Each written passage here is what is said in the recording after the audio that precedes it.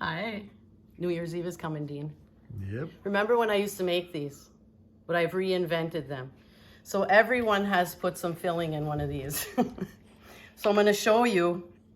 We're just going to put a little bit of olive oil on this.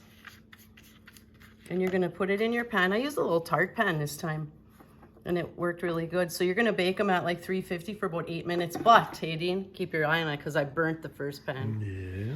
So I'm going to show you how to put it together. So here I have a half of an 8-ounce thing of cream cheese, a 1/4 cup of sour cream, some lemon zest, which is really important in this, and some green onions, and the crab you can buy. I usually buy the one in the sleeves, and I use 2 sleeves. So you're going to put your mixture in here. And as you can see here too, I cooked some shrimp. Now you could buy the cooked shrimp for this, but I had raw shrimp, so I cooked it myself, and I put some lemon in the water and boiled it for about 5 minutes. But this is cocktail sauce. When I used to make these before, I just used shrimp. And I love crab rangoons. So this is basically the mixture for a crab rangoon.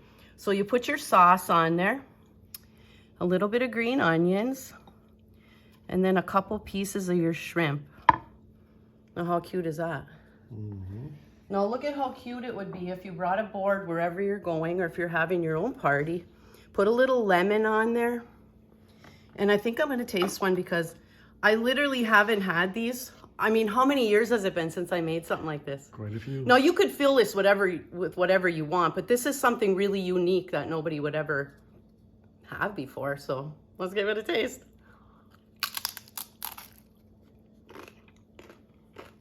It's a crab rangoon, and it also is like shrimp cocktail.